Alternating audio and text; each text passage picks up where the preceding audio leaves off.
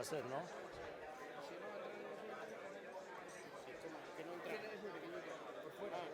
Arriba, no tiene más arriba. Ya, no tiene. Y en el otro lado tampoco. Claro. Entonces no sé si. Sí. Bueno, en esa sí. Ahí sí entra. Pero igual te molesta a ti. Va, no, ¿qué va? igual te molesta a ti. Yo tengo poca actuación. Yo presento tal y...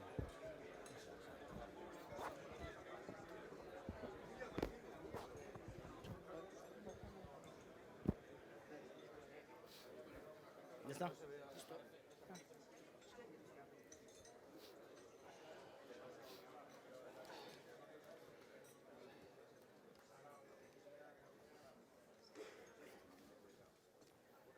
Jaun Andreok.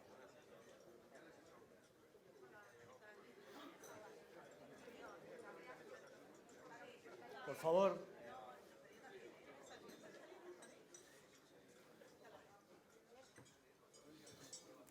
Jaun Andreok, lagunok, egunon guztioi. Eskerrik asko etortzeagatik. Muy buenos días, amigas y amigos. Muchas gracias por acompañarnos en esta reunión convocada por ADIPE. Eskerrik asko. Hoy vamos a dedicar esta hora y media, máximo, a atender, escuchar a dos personas ya habituales aquí, en ADIPE y en otros muchos sitios, porque son referencia muy extendida cuando se trata de analizar y explicar qué es lo que está pasando, qué es lo que nos está pasando en el mundo, en esta carrera de la economía, familias, empresas, gobiernos, países. Ellos son capaces de ponerlo en orden entendible y son capaces de explicárnoslo. A ellos les doy y les debemos dar las gracias por compartir su conocimiento. Se han repartido el trabajo del modo siguiente y son Oriol Aspach, conocido aquí, y Joseba Madariaga, también conocido aquí. Se han repartido ellos su trabajo del siguiente modo. Os lo digo porque luego subirán y bajarán a la mesa según vayan dando sus explicaciones. Oriol, que es el que nos visita, pues entonces le hemos dado la primera parte de la cuestión, la primera plaza. Él va a hablar del panorama internacional. Después Joseba Madariaga hablará de Europa. Después Oriol hablará del panorama estatal y después Joseba hablará de la comunidad autónoma del País Vasco. Posteriormente iniciaremos un coloquio, bien entre ellos, bien moderados o activados por mí, y es posible que, depende del tiempo que tengamos, pues podamos dar paso a vosotros, para hacer algún tipo de pregunta. Entonces, Oriol Aspach es doctor en Economía por la London School of Economics, es máster en Economía y Finanzas por el Centro de Estudios Monetarios y Financieros y es licenciado en Economía por la Universidad Pompeu Fabra. Es ahora director de Macroeconomía y Mercados Financieros en el área de Planificación Estratégica y Estudios de CaixaBank. Es profesor de la Barcelona School of Management. Es secretario técnico de la Junta Directiva del Círculo de Economía. Otras posiciones relevantes.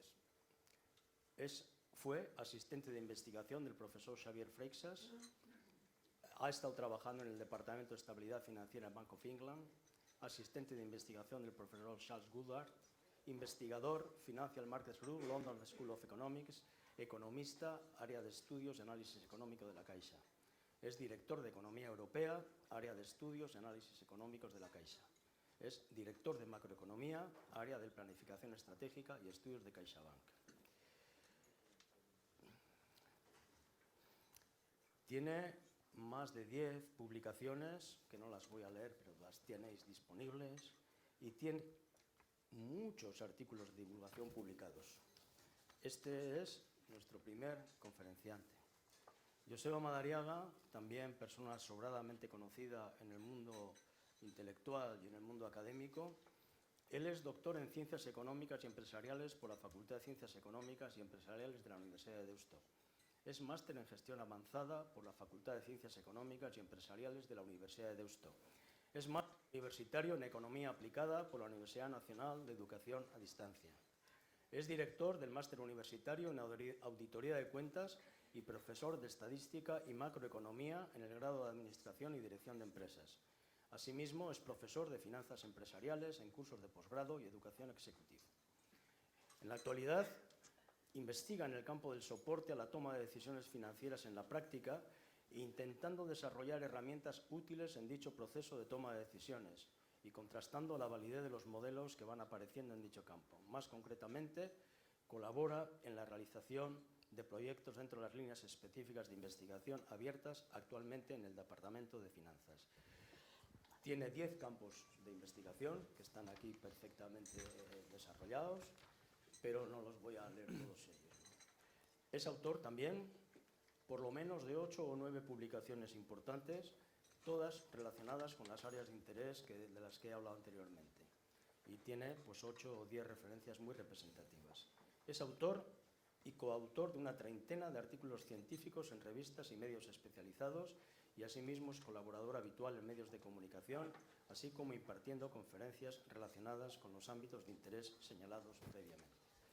Sin más, vamos a darle paso a Oriol Espach para que empiece a ilustrarnos. Muchas gracias.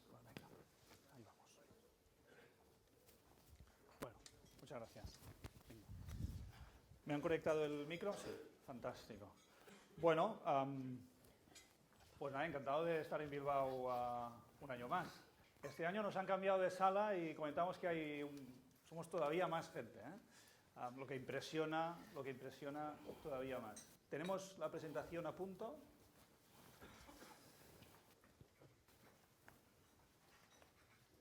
¿Dónde está la sala de máquinas? ¿Qué va? Aquí, venga. Pues empezamos.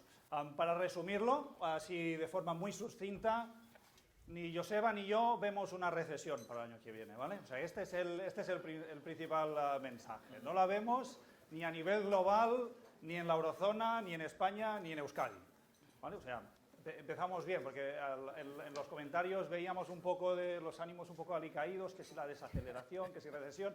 No, recesión no. Y a partir de aquí pues empiezan los matices, ¿eh? Vamos a hacer dribblings. La segunda reflexión, como comentaba Chema, es que este año lo vamos a hacer un poco más, intentaremos que sea dinámico y no, digamos, con tropiezos. Y nos lo hemos repartido de la siguiente forma. Internacional y España, que van mejor, lo hago yo, y Europa, que es más difícil, lo hace Joseba.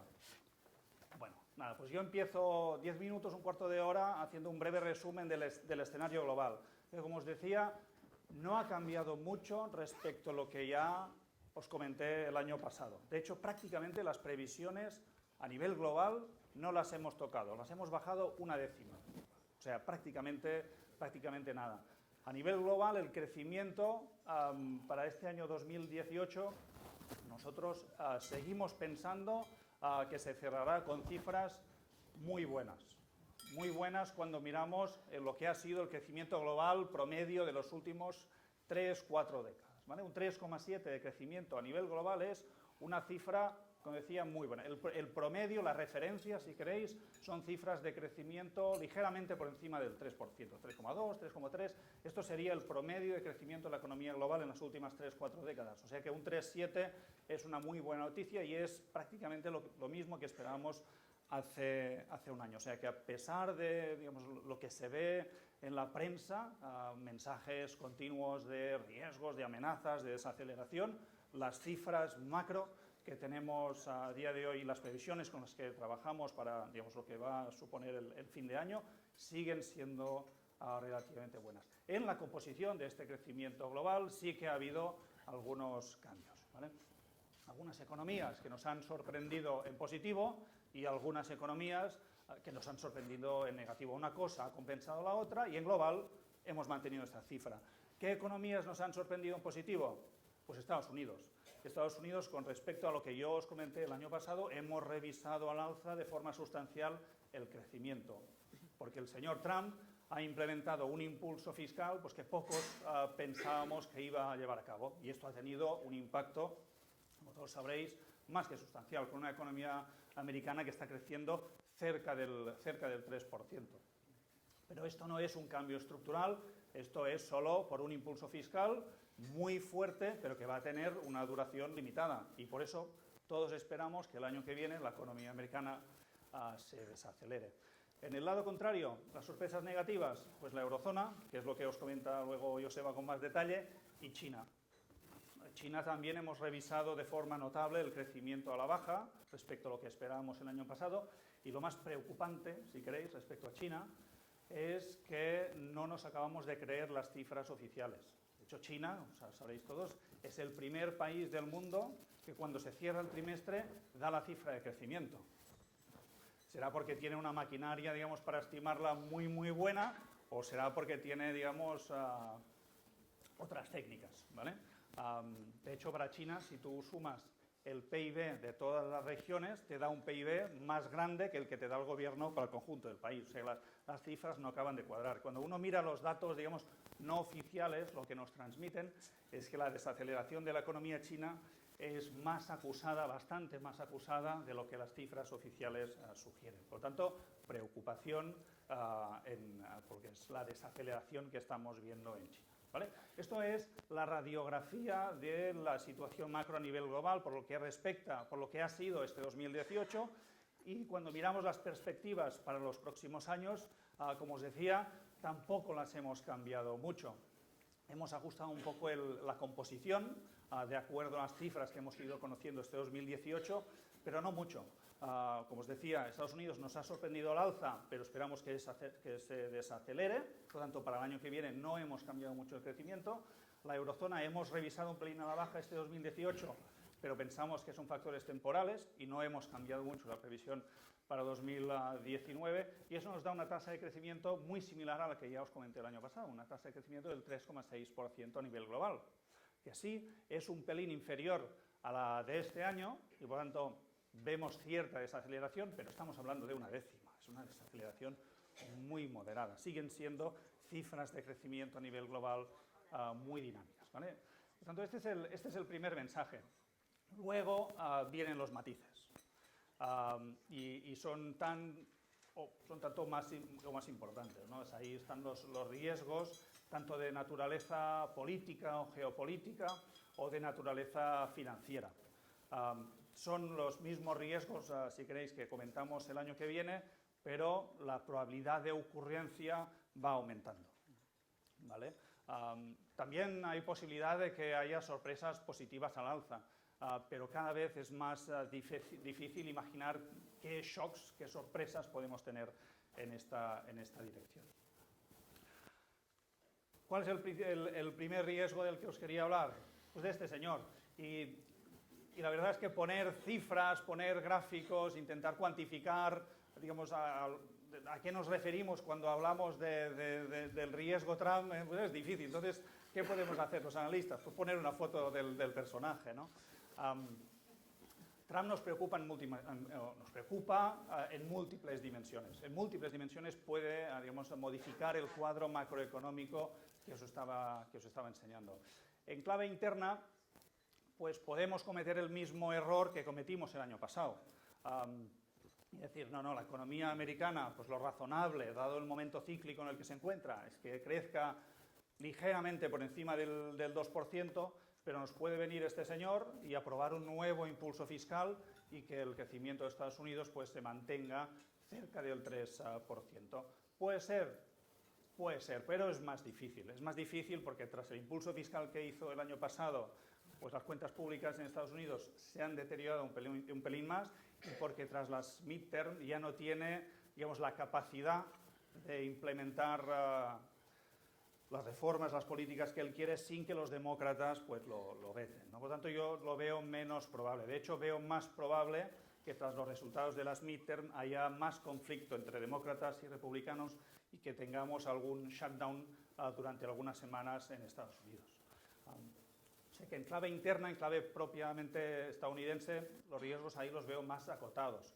En clave externa, pues ahí es más difícil de hacer predicciones. Tenemos el conflicto con China ahí encima de la mesa. Todos pensábamos que lo iban a mantener por razones estratégicas hasta las midterm y que luego se entraría en una fase más de negociaciones constructivas, que según las últimas filtraciones pues parece que va siendo así. Pero es difícil, digamos, fiarse de lo que uno ve, ¿no? y también está encima de la mesa el potencial conflicto comercial con Europa. Recordemos que Estados Unidos, el presidente Trump, ha pedido que se haga un estudio de las subvenciones, del tratamiento arancelario que se hace a los coches, y que este estudio lo va a tener, digamos, encima de la mesa en enero o febrero, justo antes de las elecciones al Parlamento Europeo.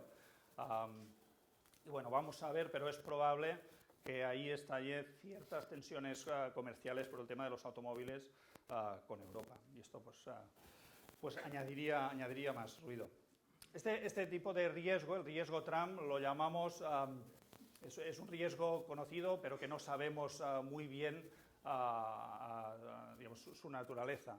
En cambio, el riesgo más de naturaleza financiera es un riesgo que conocemos, que lo tenemos más o menos acotado. Ya os comenté un poco el año pasado. Aquí lo que nos preocupa es que esta senda de normalización monetaria que viene haciendo la FED de forma muy gradual, muy bien comunicada, anticipada por los mercados, pues en algún momento sufra alguna sorpresa tipo pues, un aumento de la inflación o de los salarios en Estados Unidos por encima de lo que todos esperamos.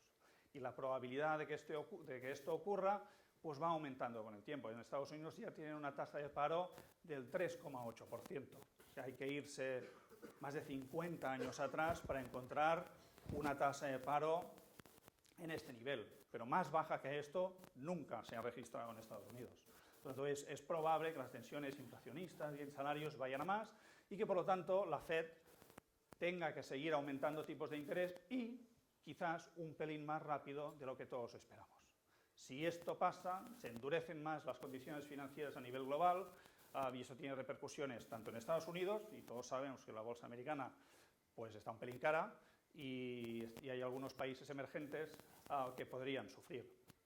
A esto me refiero luego. En este gráfico también veis el proceso de normalización monetaria que esperamos que lleve a cabo el Banco Central Europeo después de más de 3 años. Yo creo que ya todos esperamos que a finales del año que viene pues empiece el proceso de normalización monetaria también en la eurozona. Como os decía, el último riesgo que os quería hablar es la situación de los emergentes. No es una situación de riesgo generalizada, ni mucho menos, pero sí que hay algunos países que nos preocupan porque acumulan desequilibrios macroeconómicos sustanciales.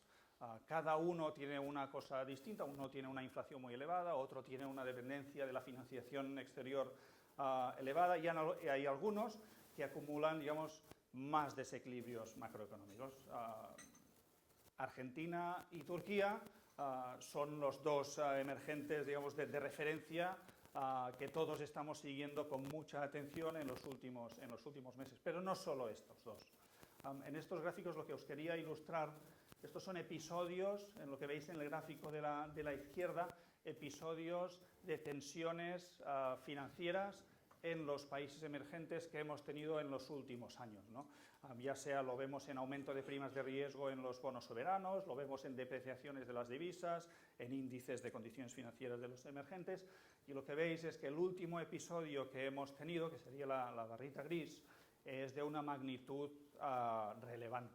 relevante y comparable a otros episodios históricos de tensiones en los países emergentes. Este tipo de episodios, en la medida en que las condiciones financieras globales se siguen endureciendo, nosotros creemos que la probabilidad de ocurrencia es elevada. La segunda reflexión es que no son, digamos, episodios de turbulencias generalizados, que se discrimina mucho entre países en función de los desequilibrios macro que acumulan. Y esto es el gráfico que os pongo en la derecha. Lo que veis aquí es el saldo por cuenta corriente y la variación del tipo de cambio, ¿vale? Solo una forma de ilustrarlo, pero aquellos países que dependen más de la financiación exterior, que tienen un saldo por cuenta corriente más negativo, es donde se han registrado mayores depreciaciones de sus divisas. Este tipo de gráfico lo podemos hacer con otros indicadores, digamos, de condiciones financieras y obtendríamos un resultado similar.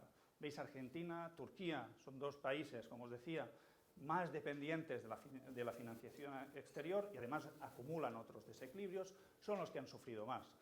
En una segunda línea tenemos otros países como Sudáfrica, como Brasil, como India, como Indonesia, que no están, digamos, ni mucho menos en una situación tan de alerta como Turquía y Argentina, pero están ahí, también sufriendo, y si no se corrigen los desequilibrios que ya acumulan, podrían acabar sufriendo. Es muy importante mirar el rumbo que toman las políticas en este segundo grupo de países, porque no de forma inmediata, pero sí a medio plazo, podrían ir desplazándose a zona de peligro, ¿vale? Y como última reflexión, ya para cerrar este repaso de los riesgos a nivel global, os pongo este gráfico de la evolución de la deuda.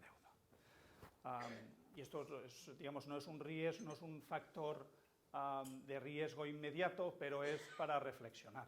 Entramos en la gran crisis financiera en 2008 por un exceso de deuda en algunos países concretos y sobre todo en Estados Unidos. ¿Y qué ha pasado a nivel global desde la crisis financiera? Pues que ha seguido aumentando la deuda. Que ha seguido aumentando la deuda. En cada país por un motivo distinto. En los países desarrollados, en general, por el aumento de la deuda pública. En los países emergentes, en general, por el aumento de la deuda privada y sobre todo corporativa. Y dentro de los países emergentes, lo que más nos preocupa es China. Como veis, es digamos, en la parte de la derecha del gráfico, y ahí es donde se concentra de forma más espectacular el aumento de la deuda. Es espectacular tanto por la velocidad que está tomando el fenómeno, como por la magnitud. China, a pesar de ser un país, está creciendo mucho, pero no deja de ser un país emergente, tiene tanta deuda como un país desarrollado.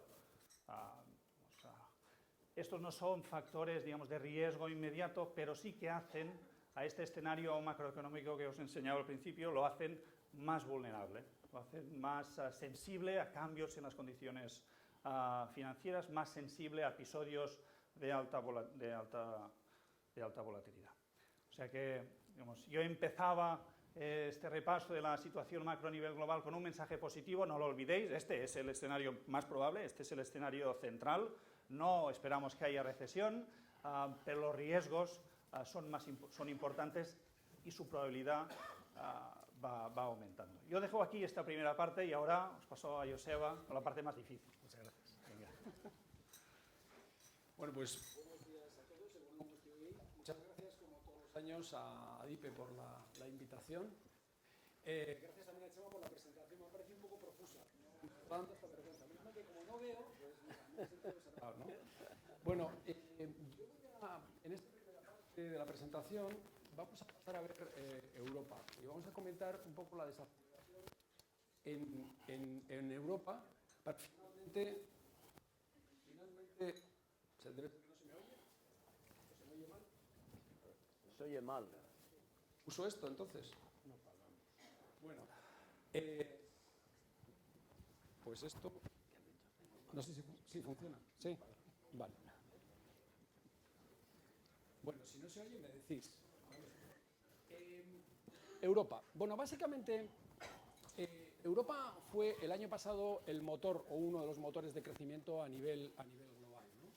Ahí en ese gráfico, que no sé si se consigue ver bien, es un índice que solemos usar bastante, es el PMI, el índice de gestores de compras, y ahí podéis ver básicamente cómo el índice superó claramente al índice global durante todo el año pasado. Es un índice muy sencillo de entender, es un índice de expectativas, en el que si su valor está por encima de 50, las expectativas son positivas, y en este caso estaba por encima de 50, tanto en Europa como a nivel global. Pero se ve claramente cómo Europa el año pasado estaba mucho mejor que el resto del mundo, ¿no?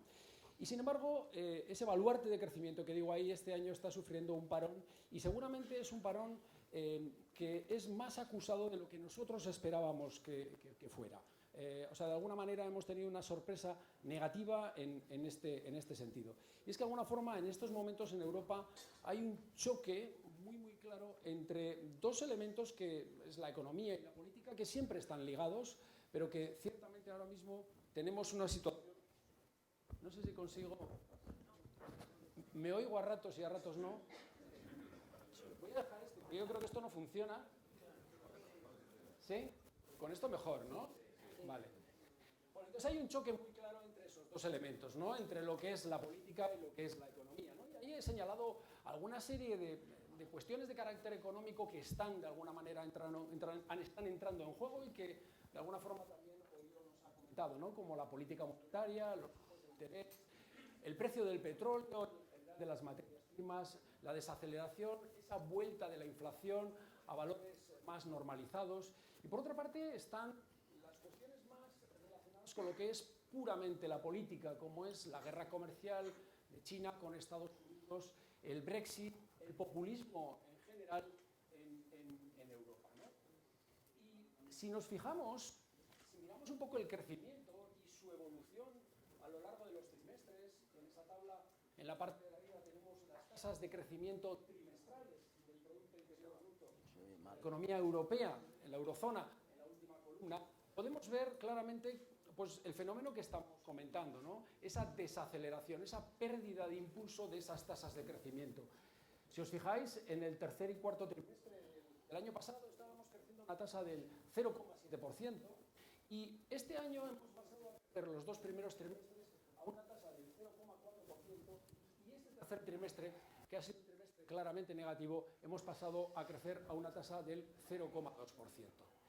La cuestión es, bueno, ¿y cuáles son las razones o qué países han sido los que de alguna manera han tenido algún problema para que se haya materializado una tasa tan exigua de crecimiento? Bueno, eso podemos buscar, he omitido España porque luego Oriol nos explicará España, pero eso es lo que vamos a intentar ver a través de las tres columnas primeras, donde tenemos pues, los principales países de la eurozona, exceptuando a España, ¿no? Tenemos, o los más grandes, ¿no?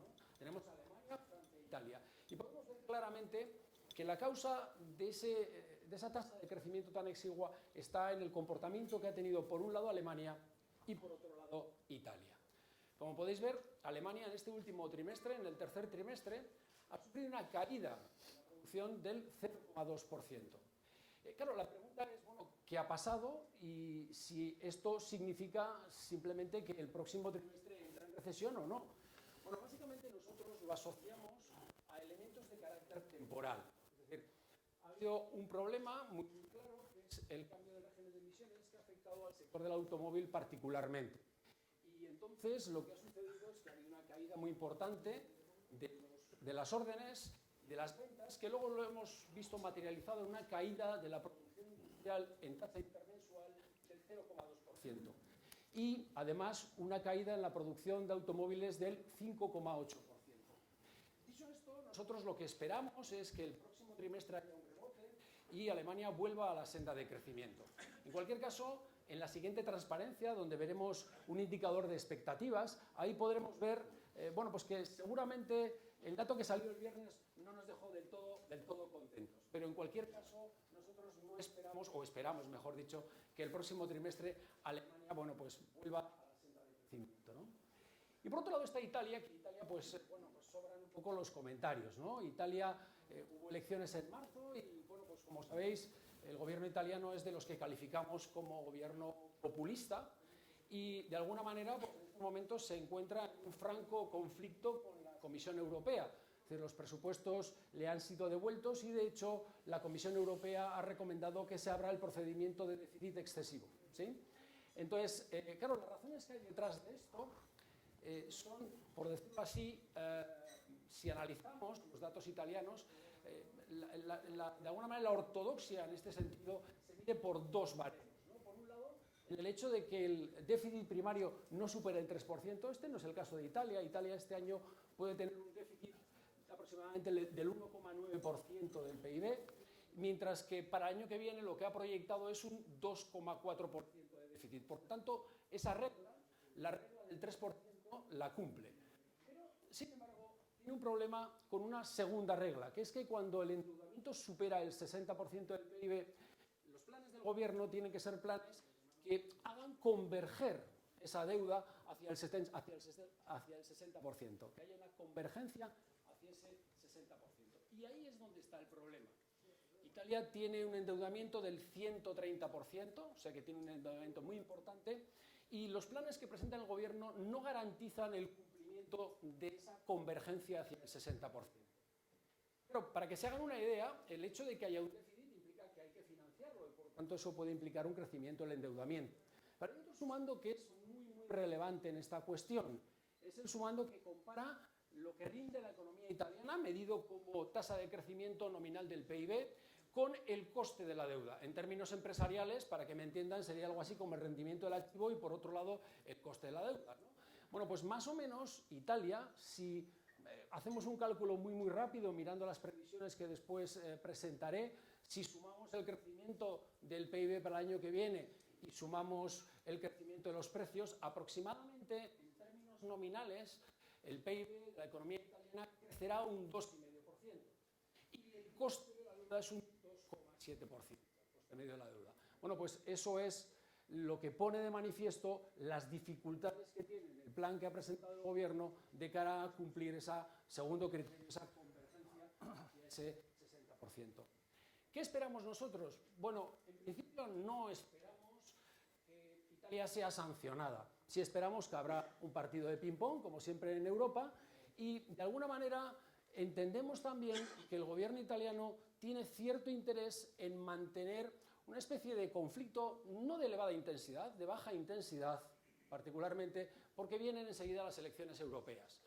Y por tanto entendemos que estaremos en este entorno como de pelea a lo largo de los próximos meses. Por otro lado, Francia tiene un crecimiento razonablemente sano, es decir, la tasa de crecimiento trimestral es del 0,4 y la demanda interna son 5 décimas, la demanda externa suma 1 y luego perdemos 2 por variación de existencias. Pero bueno, el crecimiento en Francia, en principio, bueno, pues es una realidad y razonablemente sano. Y si miramos ahora hacia el futuro cercano, mirando ese índice de gestores de compras para tratar de vislumbrar qué es lo que puede pasar en este cuarto trimestre, pues decía antes que nosotros esperábamos que el PMI, el índice de gestores de compras, en Alemania iba a tener un comportamiento más positivo que el que ha tenido. Digo esto porque esperábamos ese repunte que hemos dicho para el cuarto trimestre una vez superado esa problemática que hemos comentado previamente en el sector del automóvil. Sin embargo, desafortunadamente estas cosas son así. El índice salió la semana pasada y desafortunadamente el PMI de manufacturas cayó 4 décimas, el de servicios cayó 6 décimas y el compuesto cayó al final 1,2. Pero en cualquier caso quedan en zona de expansión y lo cierto es que son valores coherentes con tasas de crecimiento por debajo del 2%. Afortunadamente ayer el dato del Instituto IFO, que al final también es una medida de expectativas, salió un dato más positivo con tasas de crecimiento que apuntaban hacia el entorno del 2%. Por lo tanto, por ese lado, de alguna forma, bueno, pues entendemos que se va a confirmar ese repunte que esperamos para este cuarto trimestre. Por otro lado, en Francia ha habido una caída en ambos indicadores, tanto en manufacturas como en servicios, que está claramente más fuerte, valores de 55, y en Italia ya se encuentra en zona de recesión en ambos, o en zona de contracción en ambos, está ya por debajo de 50. Vale, con estas expectativas del cuarto trimestre saltaríamos a, bueno, ¿y qué esperamos para el crecimiento en Europa este año y el que viene? Y eso es lo que pretendo ilustrar en esta transparencia. Si miramos el gráfico, básicamente lo que podemos ver es un gráfico de medias de analistas y lo que podemos ver es que lo que se espera crecer este año y el año que viene son tasas similares en los, bueno, tanto en la zona euro como en el resto como los países que aparecen en la transparencia, ¿de acuerdo? O sea que más o menos, tal y como podemos ver ahí, en la eurozona las tasas están cerquita del 2%, tanto este año como el que viene. Sí que es verdad que cuando presentamos un dato de medias de analistas en un entorno en el que hay desaceleración, como no todos los analistas opinan todos los meses, a veces las medias recogen con cierto retardo esa desaceleración. Por eso he puesto también los datos de la Comisión Europea, las expectativas de la Comisión en su informe de otoño, donde podemos ver pues, la cifra de crecimiento esperado para el total del mundo, que sería en ese 3,7%. Se pierden 2 décimas con respecto al informe de primavera y, por otro lado, para el año 2019 la tasa de crecimiento esperada del PIB sería del 3,5%, perdiendo 4 décimas con respecto al informe de primavera. Y en lo que respecta a la zona euro, la tasa esperada de crecimiento del PIB es del 2,1%, perdiendo 3 décimas con respecto al informe de primavera, o sea que se recoge esta desaceleración de la que estamos hablando, y también para 2019 estaríamos en 1,9%. En lo que respecta a los precios, pues sucede algo muy parecido a lo que hemos visto, aunque con diferentes valores obviamente, a lo que hemos visto en el caso del crecimiento. Básicamente se esperan tasas de crecimiento de los precios muy similares tanto para 2018 como para 2019. Y como ustedes saben también, el Consejo del Banco Central Europeo en su reunión del 25 de octubre, pues de alguna manera marcó que los tipos de interés iban a mantenerse pues constantes hasta el verano del próximo año. Y esto es coherente con lo que antes comentaba Oriol, ¿no? Que esperamos que haya pues un repunte de esos tipos hacia finales del próximo año. Y como siempre pues nos avisa diciendo que en todo caso hasta que pues haya una convergencia, se mantendrán a ese nivel en todo caso hasta que haya una convergencia hacia esos niveles de inflación del 2% o un poco inferiores, ¿no? Por otra parte, lo que respecta al programa de compra de activos, como saben, también se mantendrá hasta diciembre de este año y posteriormente, una vez se pare ese programa, se reinvertirán todos los vencimientos de todos los activos que estén dentro del programa. Vale, y ahora quería dedicar...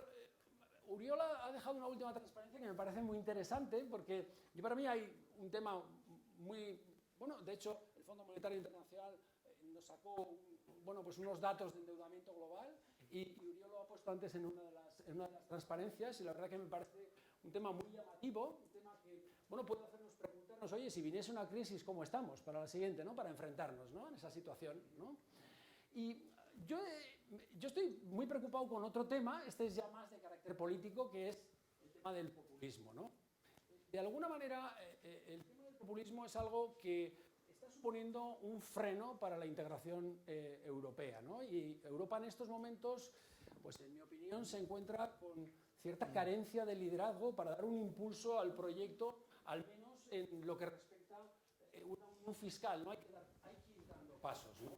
Y es que, de alguna manera, los partidos populistas que hace 10 años pues ocupaban muy poquitos escaños en el Parlamento Europeo, pues poco a poco han ido cobrando pujanza y están condicionando también la manera de hacer política de los partidos tradicionales, ¿no? Y, hombre, no es que una de las causas del surgimiento de los partidos es la crisis, o la causa, ¿no?, del surgimiento de los partidos es la crisis y al final el deterioro de las condiciones de vida que lleva asociadas a una crisis de la magnitud que nosotros hemos vivido, ¿no? Pero de todas formas sí que es cierto que también las demandas son de lo más variopintas, ¿no? Por un lado, hay algunos partidos que intentan, se enfrentan a la austeridad o a las políticas neoliberales o a las élites gobernantes, o hay otros partidos que están más en contra de la inmigración, de la integración europea. En definitiva, hay una multiplicidad de formas de manifestarse este fenómeno del populismo, ¿no? También es cierto que no hay unidad de acción porque hay partidos de izquierdas y hay partidos de derechas, y los de izquierdas son normalmente aquellos que están más en contra de las políticas neoliberales, de la austeridad, ¿no? Mientras que los partidos de derechas son los que están más abiertamente enfrentados al problema de la inmigración o al problema de una mayor integración a nivel europeo, ¿no? Con todo, sí que es cierto que su representación pues ha pasado de tener aproximadamente en 2009 un 11% de los asientos en el Parlamento Europeo al 19% en 2014, y las estimaciones que se están haciendo ahora apuntan a valores del 26%, ¿no? Sí que es cierto que afortunadamente no hay unidad de acción, lo que posiblemente haga que la capacidad de influir en la política europea pues todavía no sea del todo elevada, ¿no? Pero es un elemento que está ahí, ¿no? Y el Brexit al final no es más que una manifestación de este fenómeno, ¿no?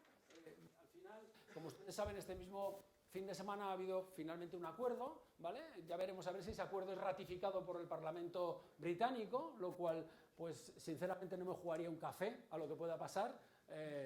Ciertamente tiene pinta de que lo razonable es que lo acepten, pero cualquiera sabe lo que puede pasar. Y en esta transparencia, básicamente, lo que intento centrarme es en las consecuencias económicas, o en algunas de las consecuencias económicas de ese Brexit, ¿no? Básicamente la figura, lo que estáis viendo es cómo evolucionaba, bueno, más o menos el PIB o la tasa de crecimiento del PIB del Reino Unido y la tasa de crecimiento del PIB de los países de la OCDE, y hasta 2016 más o menos veis que eso iba en consonancia, ¿no? Y después, a raíz del Brexit, ya veis que ha habido una clarísima separación, es decir, las tasas de crecimiento han venido claramente afectadas. Yo me oigo bien, ¿eh? Ah, vale, vale. ¿Esto me lo quito o con los dos? Es que uno de Bilbao va con dos y... Vale. Dicho eso, básicamente, desde un punto de vista más de corto plazo, ha habido dos shocks importantes, ¿no? Uno es en el consumo y otro es en la inversión, ¿vale? Entonces, bueno, pues claramente se ha atenuado el consumo y se ha atenuado la inversión, lo cual es algo absolutamente lógico. Es la típica reacción que en economía tenemos cuando nos enfrentamos a un entorno de incertidumbre, ¿no? Es decir, por un lado, los consumidores dicen, bueno, a ver qué va a pasar, y por otro lado, las empresas, pues sus planes de inversión, lógicamente, los dilatan en el tiempo, ¿no?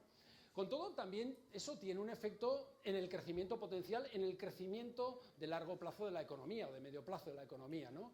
De alguna manera hay algunas estimaciones que apuntan que ha habido una pérdida como de 0,5% de ese crecimiento potencial, que se puede asociar a dos elementos: caída de la productividad por el hecho de ese ajuste que hemos dicho en inversión, y por otro lado, claro, todo lo que suponga un freno a la inmigración implica que tampoco va a crecer la mano de obra. Por lo tanto, ese efecto está ahí, ¿no? Sí que es cierto que la depreciación de la libra ha hecho que las exportaciones hayan crecido y que los beneficios de las empresas también lo hayan hecho, pero también es verdad que en ese entorno de incertidumbre es complicado que esos planes de inversión se lleven adelante, ¿no? Y no sé si me he ido con el lío este del... No sé si me he ido de tiempo. Muy bien, pues ahora no se me... Ah, sí, vale, vale. Sala de máquinas, nos vamos a España. Es el mío, creo este, ¿no? ¿Lo yo? Venga. Aquí estamos. Es lo que tiene. Es más dinámico, pero hay algunas interrupciones. Venga, perfecto. Pues España. Empecemos con un breve repaso de dónde venimos. Y ahí pues, vamos a recuperar un poco el ánimo después de las reflexiones sobre Italia y el Brexit. Porque cuando miramos, y esto es importante, cuando miramos hacia atrás, cuando miramos en la evolución reciente de la economía española, las noticias, el mensaje es muy positivo. Es muy positivo, tanto por la velocidad de la recuperación, como sobre todo, y quizás todavía más importante, la calidad de la recuperación que hemos visto estos años. La velocidad de la recuperación pues la vemos tanto en la tasa de crecimiento del PIB o el ritmo al que ha descendido la tasa de paro o el ritmo de creación de empleo. Nadie, ni los de Kutxa, ni los de CaixaBank, ni digamos yo no he visto ningún analista que anticipase al inicio de la recuperación las tasas de crecimiento que al final ha registrado la economía española, ni anticipaba la velocidad a la que se ha reducido la tasa de paro o la velocidad de creación de empleo. Por lo tanto, lo que es la velocidad de recuperación, miremoslo por donde lo miremos, ahí es muy positivo, pero todavía más importante, como os decía, es la calidad de esta recuperación. La economía española ha sido capaz de mantener este ritmo de crecimiento y al mismo tiempo reducir el déficit público,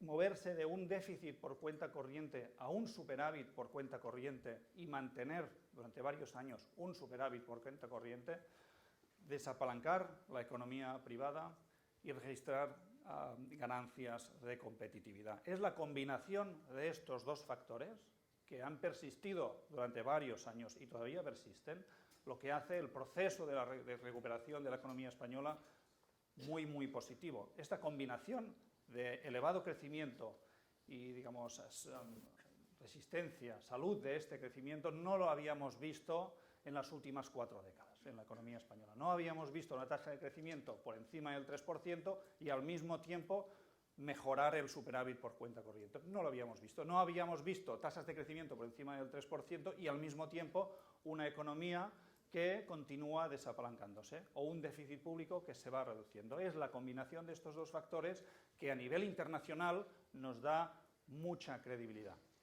Bueno, esto es lo que hemos visto si miramos hacia atrás. Aquí tengo una serie de gráficos que luego en el debate, si queréis, pues no podemos entrar en más detalle a estos elementos de la calidad del crecimiento, ¿vale? ¿Qué pasa cuando miramos hacia adelante? Bueno, ahí es donde empiezan los matices, ¿no? Lo que os enseño en este gráfico es un poco el impacto que han tenido distintos elementos en el crecimiento de la economía española. El por qué, un poco, la economía española durante varios años ha crecido por encima de lo que todos esperábamos. Aquí tenéis tipos de interés, petróleo, tipo de cambio, déficit público. Esto es cada uno con su color y la contribución de cada uno de estos factores a impulsar el crecimiento por encima de lo que esperábamos en los últimos años. Especialmente en 2015 y 2016, ahí es donde, digamos, tuvimos la tormenta perfecta, pero en sentido positivo, porque todos estos vientos de cola tomaron mucho impulso y ayudaron de forma especial al crecimiento de la economía española. Estos vientos de cola empezaron a girarse ya el año pasado y, de hecho, en conjunto, restaron al crecimiento. Lo que pasa es que esto quedó más que compensado por la buena evolución en 2017 de la economía de la eurozona, nuestro principal socio comercial, y por el buen momento que tuvo el turismo, un sector especialmente importante en la economía española. Estos dos factores, creemos, permitieron que, a pesar de que los vientos de cola empezaron a dejar de soplar, empezaron de hecho a soplar de cara, el crecimiento se mantuvo sorprendentemente un año más en cotas muy elevadas.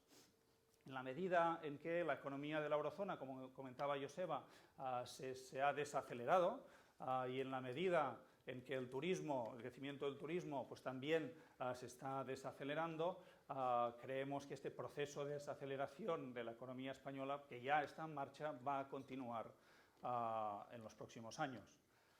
Segundo mensaje, y casi más importante, porque no os quedáis, digamos, muy pesimistas, el impacto de estos vientos de cara que empiezan a soplar, nosotros creemos que es limitado, muy moderado. Y esto es lo que veis en las barritas para 2018 y 2019.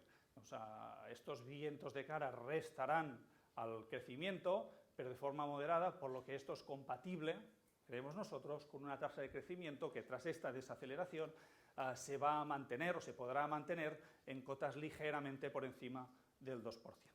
¿Vale? O sea que es un mensaje, digamos, no tan optimista, yo lo miraría así, no tan optimista como el de los últimos años, porque tuvimos unas tasas de crecimiento muy elevadas, muy saludables, pero tampoco no es negativo en la medida en que seguiremos creciendo por encima de la mayoría de países desarrollados y por encima de nuestros socios comerciales de la eurozona, ¿no? Ahora os proponía hacer un breve repaso de algunos de los factores, no tendremos tiempo de mirarlos todos con mucha profundidad, pero los más relevantes, creo yo, de la salud, la situación, las perspectivas de los motores del crecimiento de la economía española. Un elemento crucial es la evolución del consumo. Nosotros creemos que el consumo va a seguir recibiendo el apoyo de la recuperación del mercado laboral, un mercado laboral que lleva varios años generando empleo neto cerca de 500.000 de empleos creados por año y que además en los próximos trimestres veremos una gradual recuperación que ya empezamos a ver de las condiciones salariales, ¿vale? De acuerdo a la mejora de la inflación y a una recuperación de los salarios también a nivel global. Estos factores nosotros creemos que van a permitir al consumo seguir creciendo a tasas relativamente moderadas. Una segunda reflexión es lo que os enseño en este gráfico de la izquierda, es el recorrido que todavía tiene el consumo de crecer por encima de lo que es lo que el punto cíclico en el que nos encontramos nos haría pensar. ¿Vale? Es un concepto un poco liado, es un concepto un poco teórico. Lo que hemos hecho en el gráfico de la izquierda es estimar año a año en función de la evolución del precio de la vivienda, la creación de empleo, la evolución de los salarios, etcétera, etcétera, lo que teóricamente debería crecer el consumo, ¿vale? La diferencia es lo que no ha crecido el consumo. Durante estos años de aquí, de la crisis, por motivos de precaución, por la incertidumbre, muchos hogares dijeron, vamos a ahorrar un poco, a ver qué pasa, ¿vale? Cuando ha empezado la recuperación, lo que hemos visto es que estos ahorros por precaución que muchos hogares hicieron, pues se han empezado a materializar, se han empezado a gastar. Lo que hemos estimado es si toda esta, demanda latente se ha agotado ya o no. Y lo que nos dicen nuestras estimaciones es que todavía tiene cierto recorrido, sobre todo para 2019 y hasta 2020, pues podríamos tener todavía cierto impulso en el consumo por esta demanda que no se materializó durante los años de recesión, ¿vale? O sea, que una primera reflexión sobre las perspectivas del consumo positivas. Segunda reflexión que quería hacer, la situación del mercado inmobiliario, que hace ya un par de años que venimos diciendo que se encontraba en fase de recuperación. Yo creo que este año ya podemos decir claramente que el sector inmobiliario se encuentra en plena expansión.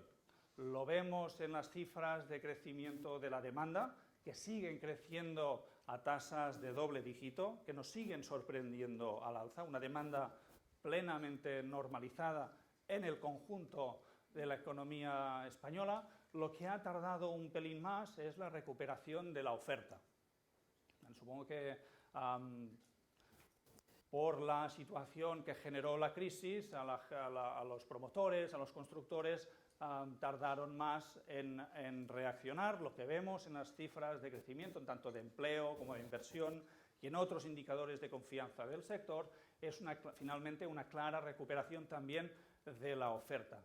En la medida en que la oferta todavía se encuentra en niveles relativamente bajos, la presión sobre los precios pues se mantiene moderada, ¿vale? Con un aumento de precios, si miramos transacciones, alrededor del 6%, si miramos tasaciones, alrededor del 4%, vemos una recuperación también del crecimiento de los precios, que nosotros entendemos que se va a mantener moderada en los próximos años, a medida, que la oferta se va recuperando.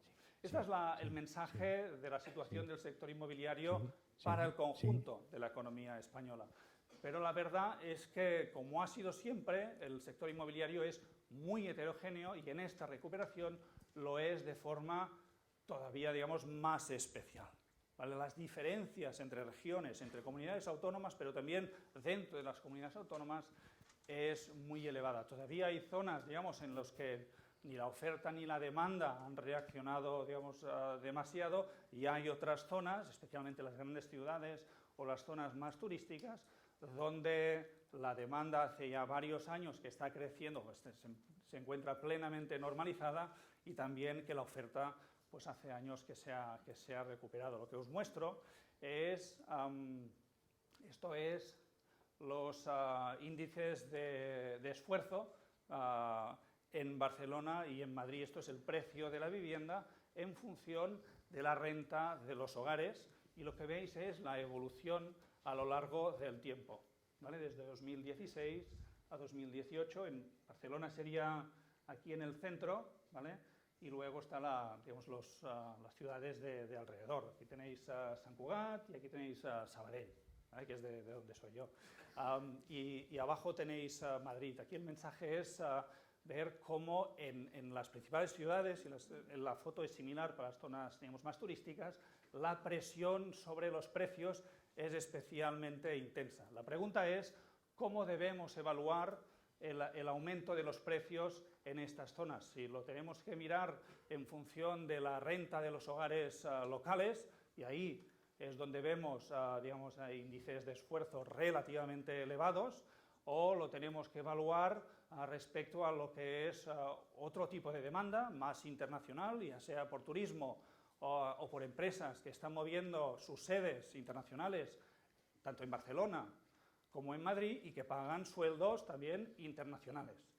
Si lo miramos desde esta perspectiva, los precios no son tan elevados. Si lo miramos desde la perspectiva de la capacidad de compra de la demanda local, pues es cuando obtenemos estos, digamos, índices de esfuerzo de este rojo oscuro que nos indican ratios de esfuerzo elevados y que ya no son solo elevados en el centro de las ciudades, sino como una mancha de aceite, digamos, que se va haciendo más grande y ya en Barcelona pues ya ha saltado el Tibidabo y ha llegado a Sant Cugat y está llegando a Sabadell.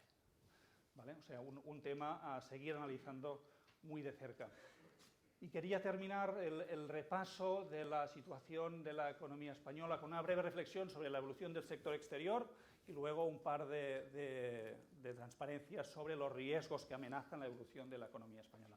El sector exterior me parece especialmente relevante detenerme ahí 2 minutos porque ha sido una de las grandes sorpresas negativas de este 2018. Yo os decía, la economía española ha mantenido un ritmo de crecimiento relativamente elevado. De hecho, las perspectivas para este año, cuando vine el año pasado aquí, teníamos una previsión de crecimiento del 2,4% y a día de hoy tenemos un 2,5%, o sea que prácticamente no las hemos cambiado, pero la composición sí que ha cambiado. La demanda interna ha ido algo mejor de lo que esperábamos y la demanda externa nos ha sorprendido en negativo, tanto por la evolución de las exportaciones como por la evolución de las importaciones.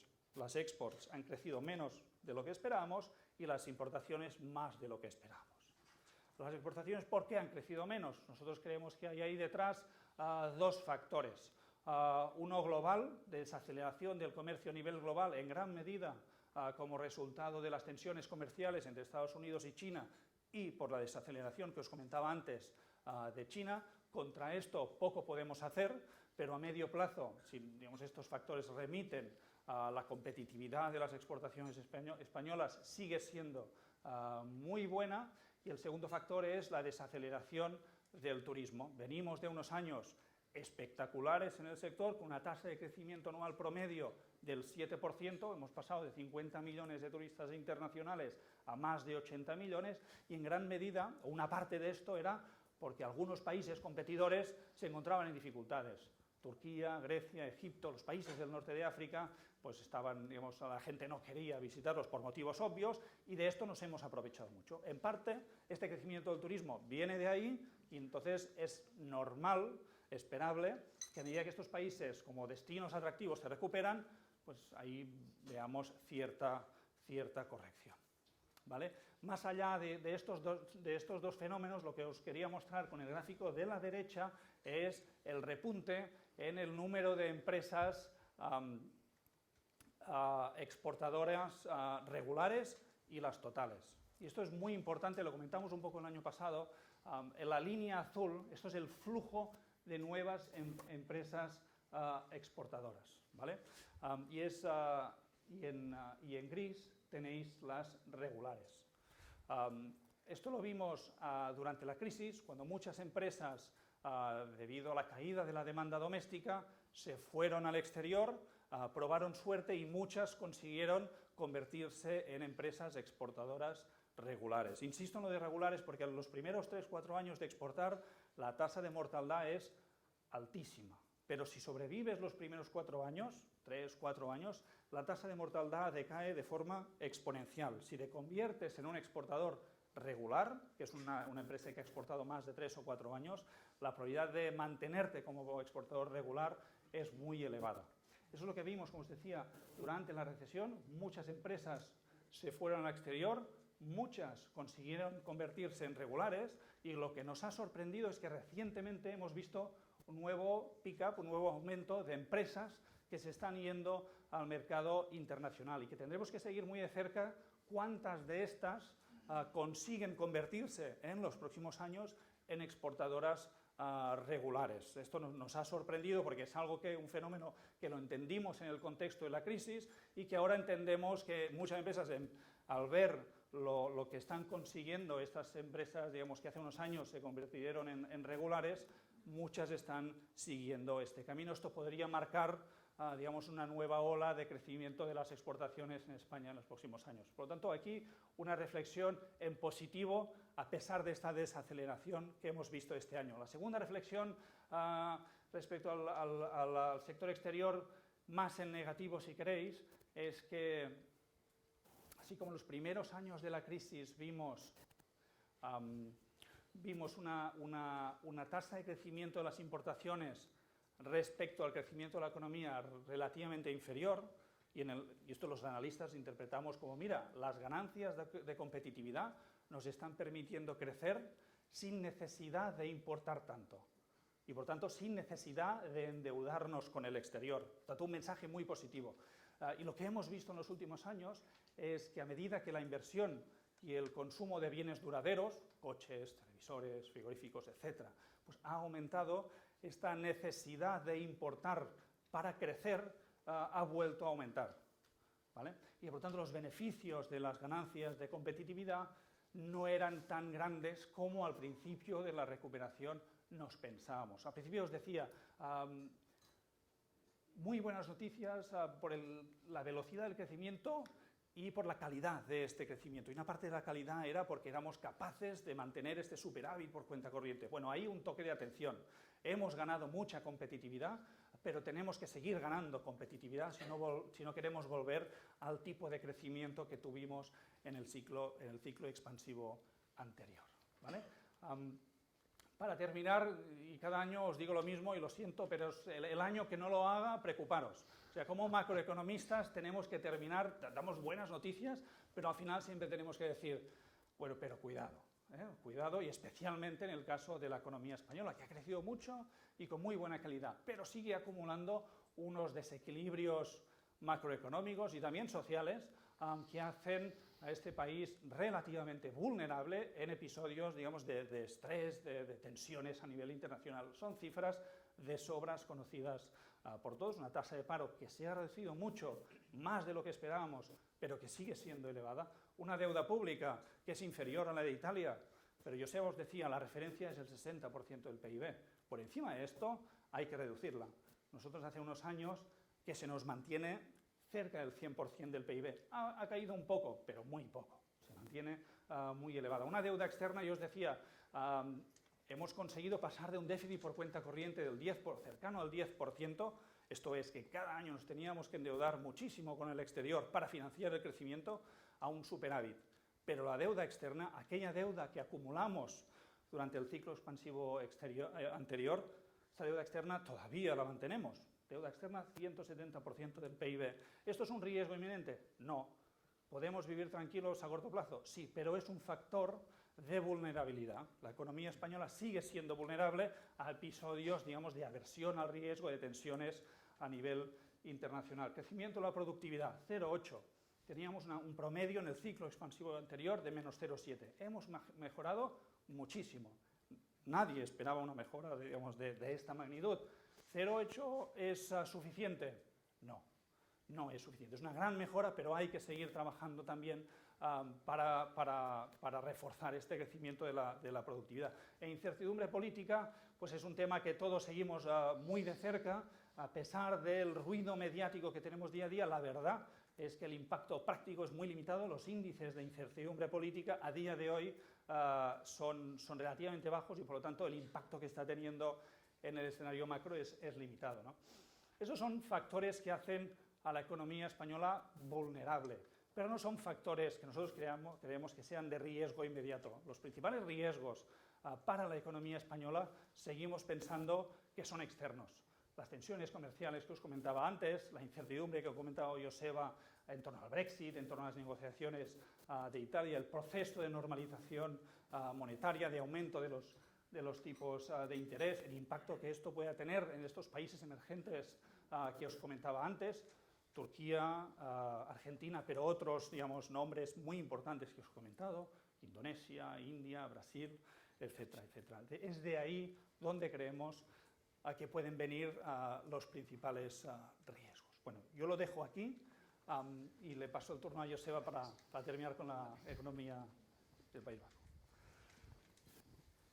Perfecto. Bueno, pues pasamos entonces en la última parte a analizar la economía de la comunidad autónoma, la economía de Euskadi.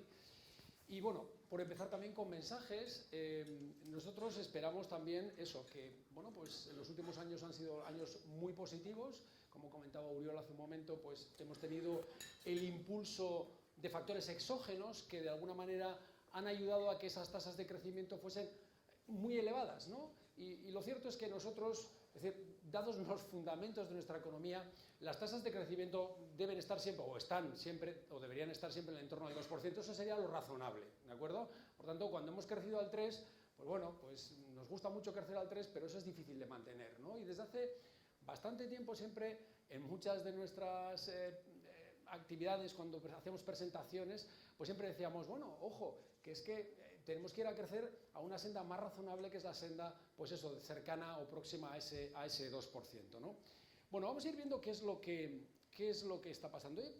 Arranco con un de dónde venimos, para que veamos con claridad, en dos magnitudes, crecimiento y tasa de paro, ¿no? Bueno, pues básicamente venimos de tasas de crecimiento, las barritas son tasas intertrimestrales y la línea es tasa interanual. Venimos de, bueno, pues de unas tasas de crecimiento muy, muy fuertes y, como digo ahí, pues 21 trimestres, perdón, consecutivos de crecimiento, que son muchos y además un crecimiento, bueno, pues ciertamente muy dinámico. Recordemos que en 2016 crecimos el 3,4%, en 2017 el 2,9%. Bueno, o sea que veníamos de tasas de crecimiento, particularmente en estos últimos años, ese bienio que ha sido bueno para nosotros, pues de tasas muy, muy elevadas, ¿no? Y nuestra tasa de paro también ha corregido en estos momentos, dato de tercer trimestre, está por debajo del 10%, que de alguna manera era el objetivo que se había planteado el gobierno de Iñigo Urkullu para el final de esta legislatura. Bueno, pues ya estamos por debajo de ese 10% de la tasa de paro. De alguna forma no son más que buenas noticias, este es el pasado, y vamos a ir viendo ahora dónde estamos ahora, ¿no? De alguna forma ya hemos apuntado algunas cosas que yo creo que son interesantes, ¿no? Primero, si miramos fuera, tenemos un problema muy claro que es la caída del comercio global, ¿vale? Y por otro lado, esa incertidumbre que hemos dicho en Europa. Bueno, eso es lo que nos empieza a afectar. Es decir, nosotros, nuestra economía, como sabéis, es una economía en la que tiene un peso importante el sector industrial, es una economía en la que tiene un peso importante el sector exterior, y de ahí es de donde estamos recibiendo pues lo que está pasando fuera, ¿no? Internamente estamos bien, la demanda interna está bien, y básicamente lo que voy a hacer es repasar en las próximas transparencias esos apartados. Vamos a analizar qué está pasando, qué nos está viniendo de fuera, para ello vamos a mirar básicamente al sector industrial y las exportaciones, y por otro lado vamos a mirar luego internamente dónde estamos. Para ello vamos a mirar básicamente al sector servicios y al sector consumo, ¿no? Bueno, si miramos al sector industrial, en el cuadro, en este gráfico de aquí, lo que estamos viendo son tasas interanuales acumuladas, las barritas son producción industrial del sector manufacturero. Lo que hemos hecho para hacer ese gráfico es, hemos cogido enero de este año y hemos comparado con enero del año pasado. Y vemos que crecíamos en enero al 5 y pico %. Luego hemos cogido enero y febrero, y hemos comparado enero y febrero con enero y febrero del año pasado. Y eso pues, nos lleva a un 4 y pico % de producción industrial en el sector manufacturero mayor. Y así sucesivamente. Bueno, pues ¿qué es lo que estáis viendo? Lo que estáis viendo es que conforme va pasando el año, ¿vale?, ese acumulado va cayendo, ¿eh? Y de alguna forma, no sé si veis también que aquí hay una línea gris, ese es la producción industrial. Entonces, de alguna manera, esa producción industrial ya está recogiendo ese ajuste, está recogiendo, aunque todavía estamos creciendo a tasas, pues eso, del entorno del 2,6%, o sea que son tasas razonablemente buenas, ¿no? Con el optimismo con nuestro índice de gestores de compras, pues nos ha pasado algo parecido a lo que nos pasó a nosotros con las previsiones, que luego veréis las que dimos en verano, ¿no? Bueno, pues en el primer trimestre, después de ver las empresas vascas las empresas vascas veían el futuro con optimismo. Después de ver lo que pasó en el primer trimestre, el segundo trimestre, ese optimismo superó las cotas y se pensaba que el segundo trimestre iba a ser mejor y realmente fue peor. Y finalmente, en este tercer trimestre ha vuelto a una cota. Seguimos en zona de expansión, pero sí que es cierto que ha vuelto a una cota de optimismo más baja que la que había a comienzos de año, ¿no? Si miramos la producción industrial desde otro punto de vista, aquí tenemos trimestres, y me voy a venir aquí porque no veo ni una cifra. Si miramos la producción industrial por trimestres, y ahí son las tasas intertrimestrales, vemos también cómo poco a poco han ido cayendo esas tasas, del entorno del 3 o casi 4% que teníamos a finales del año pasado, a principios de este año. Ahora mismo estamos creciendo en el tercer trimestre el 0,4% con respecto al tercer trimestre del año anterior. O sea que ha habido un claro ajuste a la baja, ¿no? ¿Y cuáles son? ¿Dónde se percibe más? Bueno, pues básicamente eso se está percibiendo mucho en el sector manufacturero y, por otro lado, en los bienes de equipo.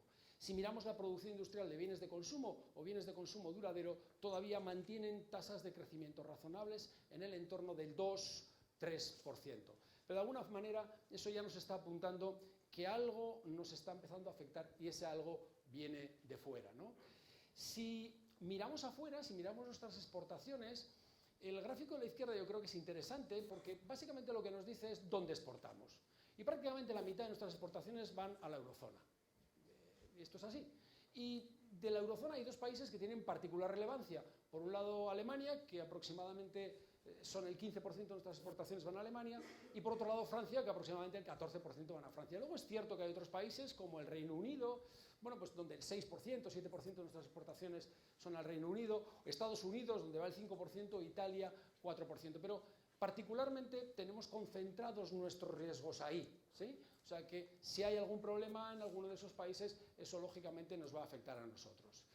Y eso es una de las cosas que estamos observando mirando los datos de exportaciones. Salió la semana pasada el dato de exportaciones de septiembre, han caído con respecto a septiembre del año pasado muy poquito, un 0,2%, y en esta tabla, que nadie la puede ver, pero en esta tabla, en realidad lo que yo he hecho ha sido coger los meses de julio y agosto de este año y compararlos con julio y agosto del año pasado e ir viendo cuáles son las partidas arancelarias que más han corregido. Y particularmente las partidas que más han corregido son aquellas que más peso tienen también en nuestras exportaciones. Concretamente me estoy refiriendo a material de transporte, que ha tenido una caída del 5,5%, y por otro lado a bienes de equipo, que ha tenido una caída del 0,6%. En definitiva, bueno, pues de alguna manera esa incertidumbre que estamos hablando europea, esa evolución del comercio internacional, también nos está afectando a nosotros y lo estamos recogiendo en este caso por la vía externa, ¿sí?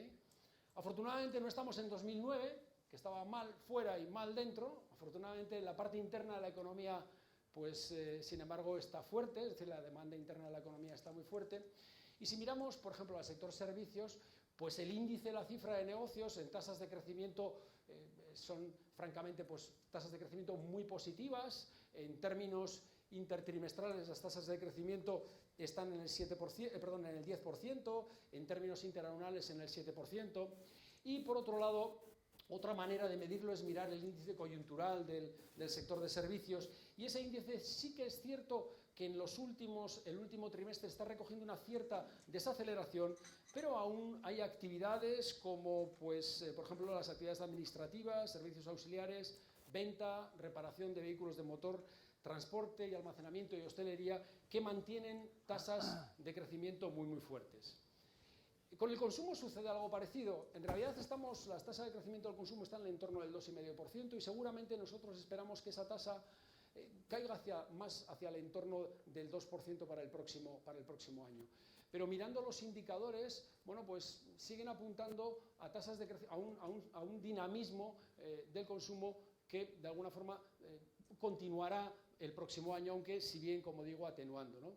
Sí que es cierto que si miramos la confianza del consumidor, que es uno de los indicadores que elaboramos, en realidad lleva ya muchísimos trimestres en ni frío ni calor. O sea que ahora mismo estamos en negativo, estamos en pesimista, pero bueno, pues básicamente estamos muy cerquita de la frontera, que es el 0, y llevamos así bastantes trimestres ya, ¿no?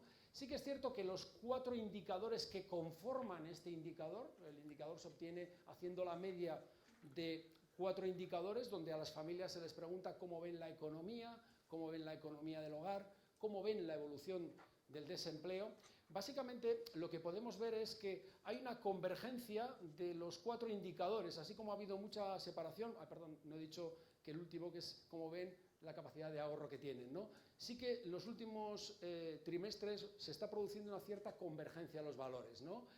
Había 2 elementos que influían muchísimo en el índice. Por un lado, las familias veían que el comportamiento del desempleo iba a ser muy positivo, y esta línea gris es la que está recogiendo la evolución trimestral de ese comportamiento del desempleo, y por otro lado las familias se veían muy en negativo en su capacidad de ahorro, de forma que al hacer la media de los 4 valores siempre nos quedaba en el entorno básicamente del cero, unas veces positivo y otras veces negativo. Pero de alguna manera, pues en términos de confianza del consumidor, este gráfico es el que nos... bueno, estos son los últimos datos que tenemos, ¿no? Y ahora un pequeño comentario. Normalmente nosotros solemos presentar las previsiones que en julio damos, porque las previsiones las hacemos en 2 momentos del tiempo. Las hacemos en julio en verano, ¿vale? Y por otro lado en diciembre, ¿no? Y normalmente las previsiones que suelo presentar son las de julio, pero no las voy a presentar porque ciertamente las previsiones nuestras eran muy optimistas, ¿sí? O sea, de alguna manera en nuestro análisis habíamos incluido prácticamente la primera parte del año, y el primer trimestre del año fue un trimestre muy positivo. La tasa de crecimiento de la economía fue del 3,1%, y bueno, pues prácticamente todos los indicadores eran indicadores que daban datos muy positivos. Claro, al volcar eso en un modelo, pues obviamente nos llevaba a una proyección de una tasa de crecimiento del 3,2% para este año, que no se va a materializar. Porque básicamente estamos en una situación en la que la primera parte del año hemos crecido al 3 y la última parte del año estamos creciendo al 2,5. Por lo tanto, es muy difícil que la economía vasca crezca a esa tasa que nosotros apuntábamos. De hecho, el ejercicio que aquí he planteado es un ejercicio donde lo que he hecho ha sido incluir todos los datos del primer semestre en el modelo y ver qué me hubiese dado para el tercer semestre, ¿sí? Bueno, pues para el tercer semestre me da una tasa interanual del 2,8%, cuando, como sabéis, la tasa que se ha materializado al final ha sido del 2,6%. Sí que es cierto que ese 2,6% está dentro del intervalo en el que siempre se manejan siempre calculamos, pero sí que es cierto que incluso incorporando los datos de ese primer semestre, la tasa de crecimiento del tercero nos da por encima de la que finalmente se ha materializado y que todavía no podemos comentar porque no tenemos más que el avance. Tenemos que ver todavía la composición de ese crecimiento, ¿no? Pero en definitiva, básicamente estamos en ese entorno, una economía que ha estado creciendo al 3 y que ha pasado al 2,5, y por tanto, pues más o menos, si hacen ustedes la media, se podrán hacer una idea de por dónde andaremos este año.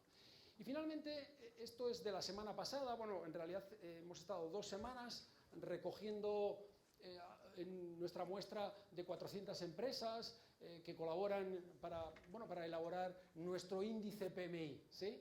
Y básicamente hemos incluido ahí dos preguntas muy relacionadas con lo que está pasando, ¿no? Una de ellas es causas de la desaceleración. Y como causas de la desaceleración seleccionamos 4.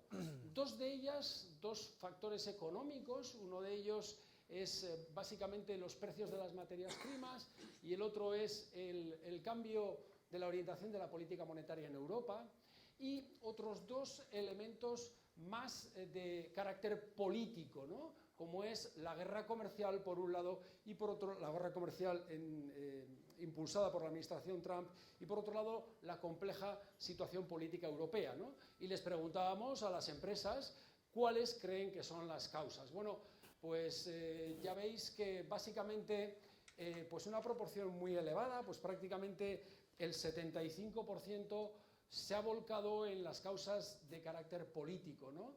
La que ha ganado de calle es la compleja situación europea. Esa es la que han apuntado la mitad de los que han contestado, ¿no? Como uno de los elementos que está detrás de esta desaceleración, ¿no? Y por otro lado, la otra pregunta que hacíamos era, bueno, ¿qué probabilidades piensan que esto vaya a terminar en recesión? Y ese es el segundo gráfico que tenemos aquí, ¿no? Y marcábamos 4 alternativas, ¿no? Probabilidad baja, o pequeña, baja, media y alta, ¿no? Pues básicamente ya se ve ahí que pues, prácticamente el 90, casi el 90% de los que han opinado se han posicionado en que la probabilidad de que esto termine en recesión es pues, o baja, o muy baja o baja, lo cual es coherente un poco con lo que Uriol y yo os hemos comentado desde el principio, ¿no? Dicho esto, podemos ver ya finalmente nuestro indicador de expectativas empresariales, ¿no? O sea que básicamente se mantiene al mismo nivel que el cuarto trimestre, empate técnico. Sí que es cierto que en la composición del indicador ha habido algunas pequeñas variaciones. Concretamente las empresas nos han dicho que en términos de facturación, de actividad y de pedidos, sus expectativas son un poquito peores para el próximo trimestre que las de este trimestre, ¿sí? Pero sin embargo eso ha venido compensado con unas expectativas de precios, rentabilidad superiores a las del pasado trimestre y finalmente una buena noticia es que bueno, pues las empresas nos dicen que van a seguir contratando trabajadores y de alguna manera creo que por un pequeño toque ahí estamos con la inversión, también en positivo, pero bueno, que también la inversión va a seguir siendo una realidad. Y yo por mí pues he terminado. Muchas gracias a todos.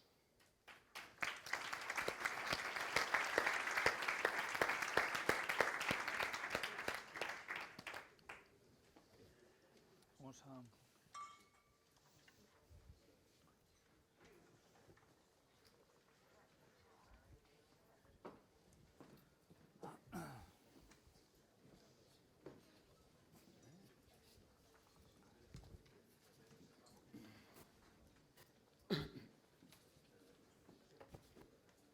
Bien.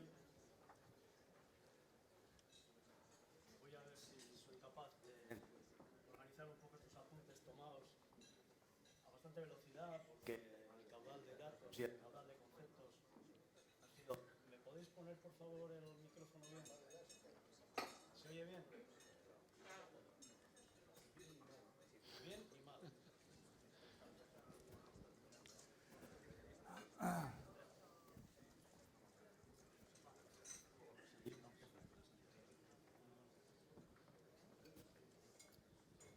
Bien, lo que estaba diciendo es que he intentado, por lo menos, extraer bastantes de las ideas que nos han ido poniendo y previamente yo me daba cuenta de que cuando se está hablando de buenas perspectivas, de un buen pasado, pues yo me estaba dando cuenta que la crisis y la larga caminata que hemos tenido que hacer hasta aquí nos ha dejado una cierta huella en la cabeza o en el cuerpo o en las sensaciones. Porque cuando oyes hablar de 3-4 años del 3%, del 3,2% de creación de empleo, yo me daba cuenta que todavía en alguna zona de nuestro cerebro, por lo menos del mío, estaba una prudencia quizá excesiva. Por lo tanto, cuando oigo hablar, pues vamos bien, y luego ahora habéis dicho, vamos bien, pero no nos confiemos, tendremos que... Por lo tanto, la primera cuestión es así, la segunda es que me alegro mucho de que la economía siga funcionando y de que las perspectivas sean así. Una cuestión ya, es verdad que tenemos una dependencia importante en el mundo empresarial de algunos países europeos cercanos y algún otro más que pueda aparecer, y es verdad que a veces nuestra perspectiva de diversificación de mercados pues no parece que se fija mucho en Europa, sino que siempre tenemos que hacer un overseas lejano, ¿verdad? Y sin embargo, la importancia que tienen, los datos lo dicen, Francia, Alemania, Gran Bretaña en relación a la producción, sobre todo industrial, de algún sector, es importante. Yo quería ver y quería también hacer un llamamiento a contemplar este tipo de diversificación porque es importante, ¿eh? Sobre todo en productos, vamos a llamar, de una alta cualificación. La siguiente cuestión de pérdida de tono es porque si nosotros, las fábricas, las empresas, exportan, vamos a llamar, bien de equipo en general, los bienes de equipo es difícil, si estás siempre focalizado en un determinado mercado, en 3 países importantes, los bienes de equipo por naturaleza son de equipo y por lo tanto son duraderos, no son de consumo duradero, son de empleo duradero, duran, porque precisamente lógicamente la calidad es para que dure y las inversiones son fuertes. Por lo tanto, hay que tener una diversificación bastante importante, bastante interesante para poder mantener el tono de producción de tu fábrica. Porque tú vas a Alemania, vas a Inglaterra, vendes, ya has vendido, y las fábricas, los clientes no son los 1000 que pudieran ser potenciales en cualquier otro país. Tus clientes son la parte a la cual tú tienes acceso por producto, por capacidad financiera, etc. Por lo tanto, a mí me parece importante que se diversifiquen las compañías, las fábricas, se diversifiquen en mercados, porque de la diversificación es donde viene la producción y es donde vienen los contratos, los pedidos. Si estás muy focalizado, pues aquello no funciona, o funciona difícilmente porque ya lo has vendido. Aquello está produciendo, aquello es un bien que para que sea bueno tiene que tener una larga perspectiva de vida en la inversión para el esto es lo que yo estaba pensando, un poco basado pues un poco en mi propia experiencia también, ¿no? Esta es una cuestión importante. Otra cuestión también, que es un poco paradójica, es verdad que el empleo ha crecido, es verdad que algunas condiciones salariales han crecido, pero también es verdad que aparece un movimiento preocupante e importante y, vamos a decir, de gran dimensión, y es el movimiento de las personas jubiladas, que es una de las cosas que no habían aparecido anteriormente, y sin embargo ahora están conviviendo un empleo relativamente importante, un crecimiento de empleo relativamente importante y probablemente también unos incrementos salariales pues relativamente importantes, sobre todo teniendo en cuenta de dónde venimos, ¿verdad? Y sin embargo nos aparece en la calle una problemática difícil de resolver porque los fondos necesarios para satisfacer a todo el cuerpo de pensionistas son unos fondos que, por ejemplo, si somos un país que tenemos unas tasas de deuda importantes, pues esto, el otro día la ministra lo decía en San Sebastián, claro, el catón que ella tiene escrito a sí misma, y porque lo habrá escrito, el catón que ella tiene, que antes hemos hablado un poco, es un catón que solamente te deja una salida a impuestos en un momento determinado. Porque también luego la desproporción que pueda o no pueda haber en la deuda que tú compras con el rendimiento que la deuda te pueda dar, pues también es una de las cosas que a veces la dicta el mercado y a veces no. Esta es otra cosa que está en desequilibrio. Y bien es verdad que los presupuestos, a que me refería la señora ministra, son presupuestos que están por aprobar, por ver y por revisar. También es verdad eso. Pero el esquema mental de funcionamiento y de tratar de ir capeando un poquitín este tema de la deuda, pues va por ahí. Este tema de los pensionistas es un asunto no trivial, es un asunto importante, es un asunto que habrá que darle también algún tipo de respuesta, hablando un poco de amenazas futuras, ¿no? Oriol, tengo alguna duda, pero solo alguna, ayer también te lo decía, respecto a la evolución de la vivienda, y es verdad que te quiero decir porque el golpe de la vivienda también fue muy duro para muchas compañías, para muchas personas y para muchas familias, ¿no? Entonces, tengo alguna duda, a pesar de que las explicaciones tuyas y el conocimiento tuyo es profundo, en relación a cómo está distribuyéndose en el área metropolitana de Barcelona todo este tipo de cuestiones. Pero en Madrid, que también se da algún tipo de esta cuestión, yo sin embargo creo que se está produciendo un incremento de precios bastante serio. No sé exactamente cuál es la segmentación en términos de qué tipo de familias, qué tipo de tal, pero se está dando también esta cuestión, ¿no? Y estas son un poco las cosas que el pasado nos va dejando en huella, También tengo alguna cuestión más. Cuando estamos hablando del problema político, que siempre está pegándose al problema económico y siempre está tremendamente interrelacionado, pues estamos hablando del fenómeno populista, que no quiere decir fenómeno populista, como a veces se puede entender, que qué bien, qué felices somos porque estamos organizando un montón de carreras de bicis. No es eso. Estamos hablando de un fenómeno populista más potente en el sentido de con aquellas cosas que publicitariamente las masas son capaces de entender en términos positivos para sí mismos. Este es el campo del populismo, este es el campo, ¿no? Y esto es una de las cuestiones que seguramente no son el realismo político, pero hay que lidiar porque está apareciendo. Esto también es verdad, ¿eh? Esto es una de las cuestiones. Lo que yo no sé, si tenemos en el espectro de partidos políticos del Estado español a alguien al cual se le pudiera también en algún momento calificar de esto. No lo sé, ¿eh? No lo sé. Porque lo más tangible es lo que ves y probablemente lo que tienes cerca pues es lo que igual menos ves, ¿no? Estas son estas reflexiones y alguna más tenía puesta por aquí, pero mientras la encuentro, pues tampoco estaría mal que alguno de vosotros pues pudierais preguntar a estos dos señores que están llenos de conocimiento, de ganas, de sabiduría y dispuestos a contestaros. ¿Hay alguna cuestión?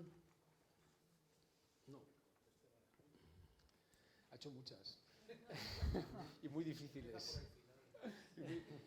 El final a mí no me ha tocado Bueno, España. Pues... hay una... Bueno, ayer se ha producido una noticia que también lo hemos comentado muy rápidamente, que es que General Motors va a cerrar 5 plantas en Estados Unidos. A primer bote salen dos cuestiones. Es ¿qué pasa con la política intervencionista o de protección de Trump? ¿O qué pasa con la industria automovilística? Porque no cierras 5 plantas cuando no tienes el producto nuevo a esperar. Que el producto nuevo a esperar es el producto del coche eléctrico, seguramente, o otro cambio de modelos. Pero son 5 plantas de General Motors. Y esto es una de las cuestiones que hay que convendría analizar, simplemente para ver si el detonante puede ser que la gente el proteccionismo lo está un poquitín ya sobrepasando, o realmente es que no, es un motivo puramente industrial, de decir, no, tengo ya más modelos preparados y no os preocupéis, pero se ha producido también un despido muy importante de personas. Y esto, cuando este tipo de cosas pasan, pues hay que estar también muy atento, ¿eh? Porque los stocks se consumen en determinada parte del mundo, pero en otra parte del mundo se acumulan. Y esto tiene una importancia decisiva para la geopolítica de la empresa. Cuando los stocks están acumulados en algún lado las empresas estornudan, en algún lado, seguro. Y cuando los stocks se consumen, entonces las empresas empiezan ahí. Por lo tanto, estos vaivenes que tenemos aquí de cómo exportamos, claro, tú no puedes exportar 6 buques al mismo país en 2 años. Tú a un país con 6 buques le has atosigado. Tú ya no puedes. El país no traga, ¿no? Por lo tanto, es muy importante la diversificación geopolítica, muy importante. Cuanto más importante es, cuanto más te diversificas, adquieres otro tipo de riesgos, porque no todos los países son iguales. Claro, no es lo mismo montar una compañía, una sucursal, en Brasil, que montarla en Francia, no es lo mismo, ni el riesgo. Y yo sí me dan bastante miedo Brasil, India, Turquía, son países en los que en alguno de ellos he tenido experiencia y de repente estás bien y haces unas previsiones importantes y potentes y de repente un giro te está sacando, ¿no? Esto es lo que nuestro amigo Jesús Piquero dice, la geopolítica, que es muy importante, sobre todo en compañías grandes, es importante. Bueno, sigo invitando a que alguien les haga algún tipo de preguntas a estos señores. Yo por comentar una de las cosas, por coger una de las cosas, ¿no? De las muchas que has dicho, sí que es verdad, y en esa transparencia de las exportaciones y dónde exportamos, ahí es donde vemos que tenemos una dependencia muy importante de Europa. Esto es un tema que además comentamos todos los años en relación al menos a la comunidad autónoma, ¿no? Al final el problema es, hay que abrir nuevos mercados, sí, es cierto, ¿no? Pero seguramente uno de los problemas con el que sí que nos enfrentamos es el problema de la dimensión de nuestras empresas. Eso es un lastre para poder acceder a nuevos mercados, ¿no? Yo creo que es muy importante buscar una dimensión mayor o cuando menos buscar, no sé, colaboración entre diferentes empresas para poder abordar eso, ¿no? Para poder abordar aperturas de mercados en otros países y que no tosa un alemán y lo suframos nosotros de esa manera, ¿no?